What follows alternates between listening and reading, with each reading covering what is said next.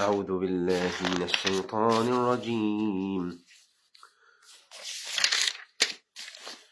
فلعلك تارك بعض ما يوحى إليك وضائق به صدرك أن يقولوا لولا أنزل عليه كنز أو جاء معه ملك إنما أنت نذير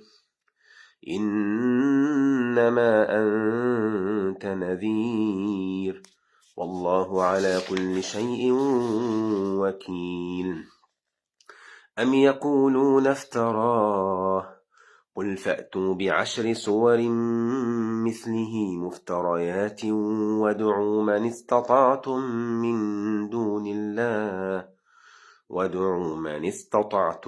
من دون الله إن كنتم صادقين فإن لم يستجيبوا لكم فاعلموا أنما أنزل بعلم الله وأن لا إله إلا هو فهل أنتم مسلمون؟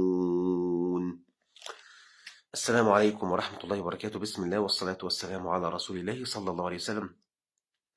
أهلا بكم وأهلا بحضراتكم في لقائنا اليومي.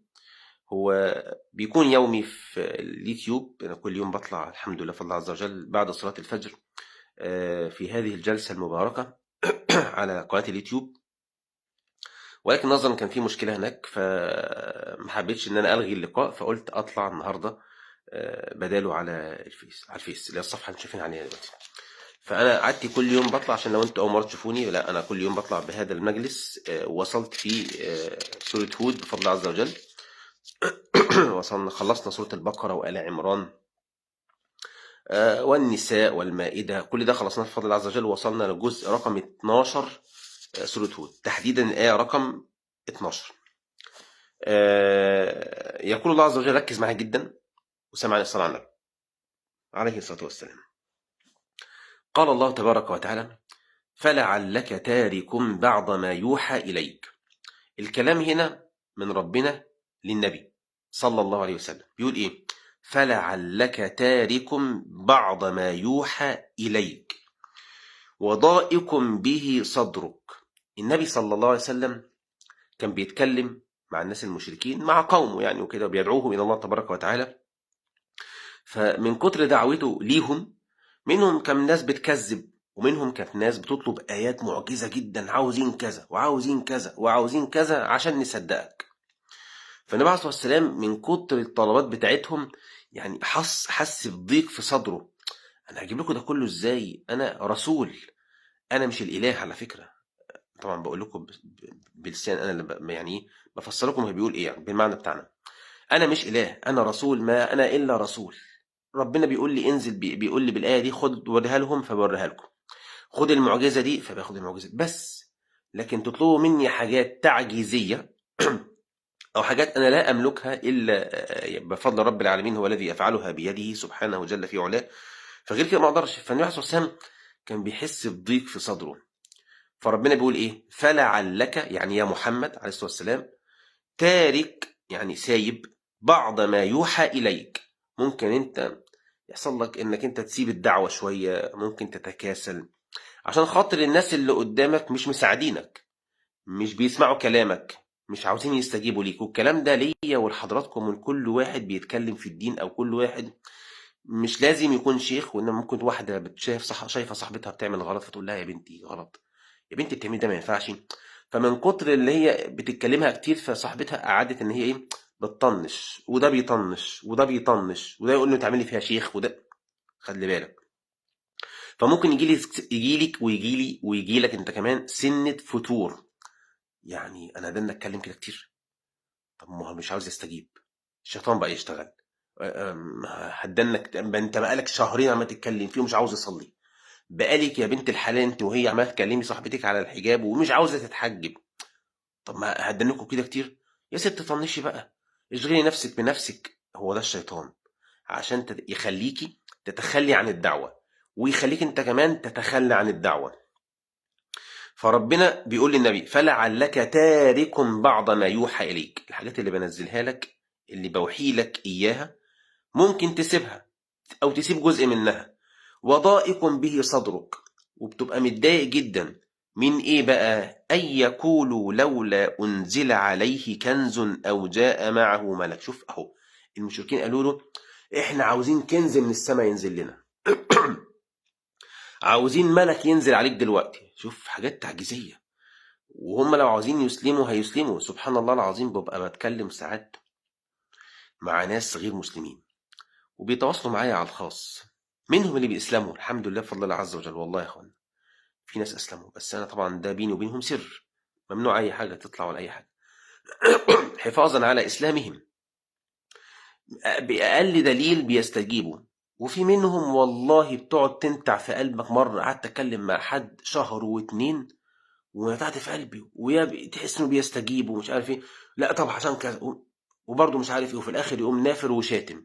لا، هل ده بقى كده انا اتخلى عن الدعوه او اتخلى عن الكلام عن رب العالمين والنبي عليه الصلاه والسلام وتوضيح الحق من الباطل؟ لا لا لا. ففي ناس لو جبت لهم والله الادله والبراهين على طبق من ذهب مش هيستجيبوا، وفي ناس بس تقول لهم شويه ادله بسيطه، حاجات منطقيه عقلانيه، بيستجيبوا. والله العظيم مش المفروض اللقاء ده دلوقتي يكون على اليوتيوب؟ ايوه، لو انت حاضره من الاول يا هبه، انا قلت ان في مشكله النهارده على اليوتيوب، وعملت بوست هناك ان اللقاء ده هيكون النهارده على الفيس، بس الظاهر حضرتك مش متابعه كويس. نرجع للقران، فربنا بيقول ايه؟ وضائق به صدرك ان يقولوا لولا انزل عليه كنز او جاء معه ملك. يعني لو نزلت بملك من السماوات هنسمع كلامك، لو جيت كنز من السماء هنسمع كلامك. فالنبي عليه الصلاه والسلام ما هو الا بشر، انا بشر يا اخوانا مش اله عشان اجيب لكم كل حاجه انتوا عايزينها، لا، ده بوحي من رب العالمين. فالنبي عليه الصلاه والسلام ضاق صدره، فربنا بيقول كده وضائق به صدرك أن يقولوا لولا أنزل عليه كنز أو جاء معه ملك. شوف بقى الخلاصة، إنما أنت نذير يا محمد، أنت نذير وبس، بتنذرهم بالحاجات دي صلى الله عليه وسلم. ما انتش إله، ما انتش يعني ملك ما انتش رب عشان تجيب لهم كل اللي هم اللي عايزينه. والله على كل شيء وكيل، أي على كل شيء حفيظ سبحانه جل في علاه. أم يقولون افتراه، هم بقى يقولوا إيه؟ القرآن دوت مفترى، القرآن ده تأليف محمد عليه الصلاة والسلام. يا أخوانا يلي بتقولوا كده، لو عندكم ذرة عقل والله العظيم ما هتقولوا الكلمة دي. ليه يا عم شريف بتقول كده؟ لأن معروف إن النبي صلى الله عليه وسلم لم يكن يعرف الكتابة ولا القراءة. فالقرآن الكريم ده اللي بين إيدينا دلوقتي اللي عاملين نقرأ فيه ده، المصحف ده، بالله عليكم لو جبنا واحد دلوقتي لو جبنا كتاب دلوقتي متكون من 600 صفحة أو 500، بلاش من 50 صفحة، وجينا على واحد هو قاعد على الرصيف في الشارع، ربنا يبارك في كل واحد بتاع الرصيف، وهو ما بيعرفش يقرأ ولا يكتب، وجيت أنا قلت لك على فكرة اللي كاتب الكتاب ده الراجل اللي قاعد على الرصيف ده، هتسمع كلامي؟ تقول أنت يا ابني في حاجة مخك، هو أصلا ما بيعرفش يقرأ ولا يفك الخط، طب إزاي هيكتبه يا ابني؟ إزاي هيكتبه؟ طبعا أنا لا أشبه هذا الرجل بالنبي عليه الصلاة والسلام، لا، أنا بس عاوز أقرب لك المثال. لما تيجي تقول على واحد ان هو لا يعرف صلى الله عليه وسلم، لا يعرف الكتابه ولا القراءه، كان اميا صلى الله عليه وسلم، وتيجي تقول لي هو اللي الف القران، هقول لك ان انت مخك فيه خلل. مش قصدي يعني اللي بتسمعني، ولكن اللي بيقول كده يعني مخك فيه خلل، مخك فيه بوظان عاوز تتعالج. ازاي يكتب حتى سطر واحد؟ فيقول لك هو اللي افتراه وهو اللي الفه. ما هو عارف انت مش لاقيين حاجه يقولوها فيخبطوا اي حاجه. هو كده دايما حجه البليد مسح التخته هو مش لاقي حاجه يعملها، ماسك فوط عمال يمسح في التخته. يا ابني ما تشوف حاجه ثانيه يعملها، هو مش لاقي حاجه غير ديت. وبعدين التخته نظيفه يا حبيبي، التخته نظيفه، بس انت اللي موهوم وعاوز تقنع اللي قدامك ان انت قال يعني واد بيفكر وعاوز يمسح. ام يقولون افتراه، فربنا بيقول ايه؟ هم بيقولوا ان القران ده مفترى. طيب قل فأتوا بعشر سور مثله مفتريات. أنا مش عاوز 114 سورة، ده ربنا بيقول إيه؟ قل لهم يا محمد هاتوا بس 10 سور، مش عاوزين 114 سورة اللي هو عدد القرآن الكريم، وافتروهم اعملوا اللي انتوا عاوزينهم بقى، واستعينوا بالناس اللي حواليكم وبالجن وبالإنس وبكل حاجة، وادعوا من استطعتم، هاتوا كل اللي انتوا عارفينهم من دون الله إن كنتم صادقين. لو انتم فعلا ناس صادقين. محدش يعرف يجيب قرآن زي ده ابدا. وتلاقي واحد طلع دلوقتي واحد يألف لك كلمتين كده يقول لك والفيل والخرطوم وذو الخرطوم الطويل، كلام تحس ان هو كلام مريض عاوز يقلد القرآن. والله العظيم لو انت قرأت وانت مش متدين تحس بعقم، تحس بمرض. انا مش بقول كده يعني هما خلاص بقى احنا عملنا قرآن زي القرآن بتاعكم. لا لا لا، انت بتتوهم. طب اقرأ كده انت، نجيب واحد منصف كده هو مش كده ولا كده ونقول له خد اقرأ الكلام ده وخد الكلام ده، اقرأ الكلام ده شوف هيقول ايه. هيقول والله العظيم الكلام بتاعكم مريض، كلام تحس ان هو تعبان، في قرف، ما فيهوش راحة نفسية. فإن لم يستجيبوا لكم، يعني لو انتم قلت لهم هاتوا قرآن زي دوت وهم ما سمعوش كلامكم، فاعلموا أن ما أنزل بعلم الله. يبقى القرآن ده ما هو إلا من عند الله عز وجل. والله العظيم كل أن اجتمعت الإنس والجن على أن يأتوا بمثل هذا القرآن لا يأتون بمثله أبدا أبدا. ولو كان بعضهم لبعض، لو هم قاعدين مع بعض كده وعاملين ده يقول وده يقول وده يعيد وده يعيد، الاثنين شايفين بعض ولو كان بعضهم لبعض ظهيرا ولو كان من عند غير الله لوجدوا فيه اختلافا كثيرا. كان هيلاقوا فيه اختلافات كتيرة جدا وفي تناقضات وفي بوظان، وتلاقي اللغة العربية فيها بايظة والسجع بايظ وكل حاجة بايظة. مش عارفين، القرآن محكم فعلا. فإن لم يستجيبوا لكم فاعلموا أن ما أنزل بعلم الله، ده أنزل بعلم رب العالمين، ده مش بتاعي، القرآن ده مش بتاعي، مش أنا مألفه، ده كلام رب العالمين.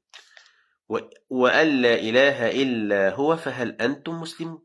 فلما تعرفوا أن القرآن ده بتاع ربنا يبقى إيه؟ يبقى نزل من عند مين؟ ملك الملوك، يبقى هو إله واحد بس. اوعى تكون مفكر ان في الهين في الكون. اصل في ناس ولو كان من عند الله ولو كان من عند غير الله لوجدوا فيه. الايه دي مكتوبه غلط، كاتبه يا استاذه نجوان.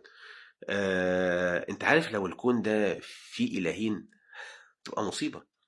كل واحد من الالهه دي هتاخد حاجه، لا ده دي الحته بتاعتي ودي الحته بتاعتي. وبعدين لان في بعض الناس بيجي لها شكوك يقول لك انا ايش عرفني ان الاله ده سبحانه جل في علاه هو الصح، يمكن في إله تاني. وأنا بكل منطقية وبكل عقلانية أقول لك يا حبيب قلبي، لو في إله تاني، لو نفترض يورينا نفسه، لا أنا عاوزين نشوفه بجد. إحنا عندنا إله بيقول أنا ربكم الأعلى، اللي هو مين؟ سبحانه جل في علاه. قال عن نفسه لا إله إلا أنا فاعبدون. بيتكلم عن نفسه، هو ظاهر يعني بيقول لك ودي آياتي ودي براهيني وده قرآني، وجيب لك أدلة وبراهين. لو في واحد تاني بيدعي الألوهية نقول له ورينا نفسك. طيب هو ما مش عاوز يظهر نفسه، طب مش عاوز يثبت وجوده، طب مش عاوز يعمل حاجة، طب يبقى هو كده إله إيه؟ ضعيف.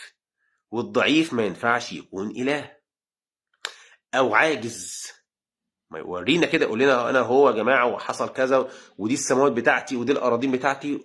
احنا عندنا السماوات بتاعت رب العالمين، الأراضين دلوقتي اللي احنا شايفينها. عاوزين سماء تانية بقى وعاوزين أرض تانية وعاوزين قرآن تاني وعاوزين حاجة يعني، وعاوزين رسل تانية من عندك كده يا اللي انت بتقول انت إله.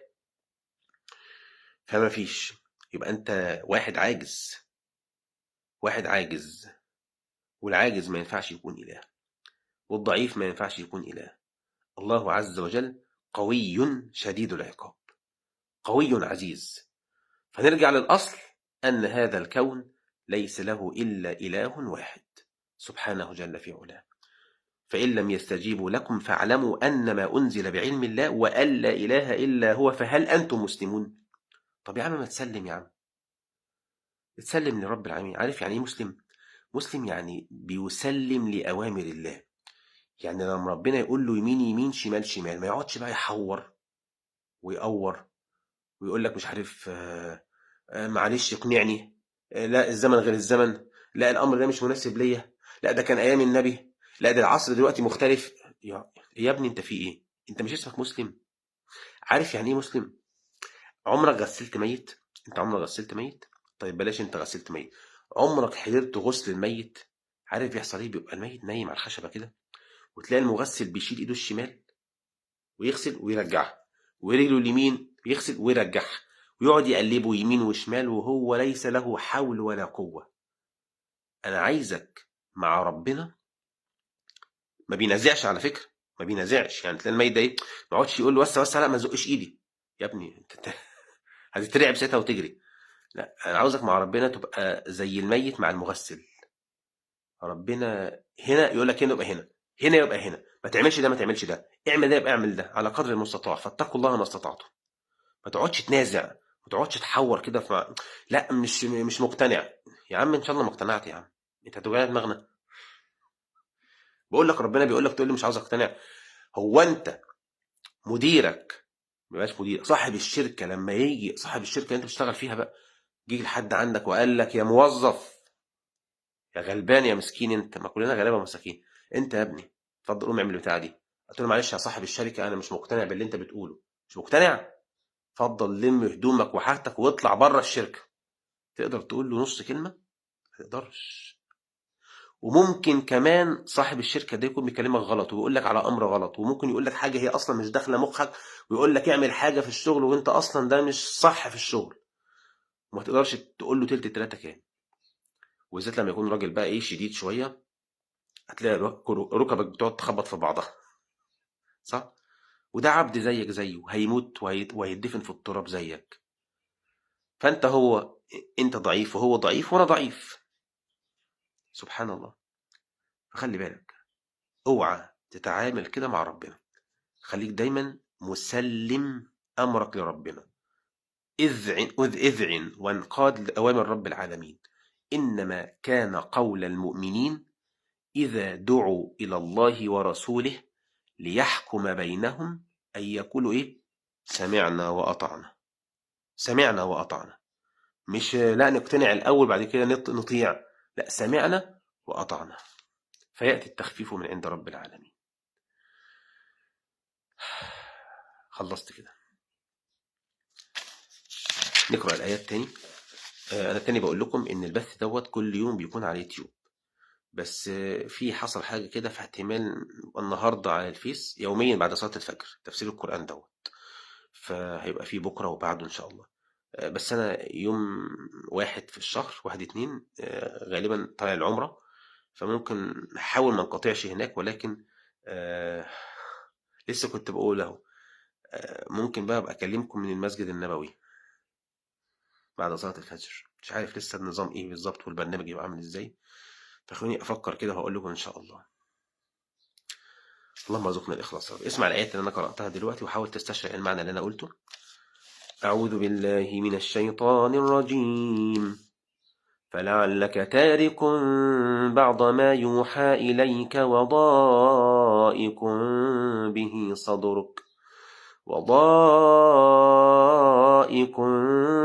صدرك أن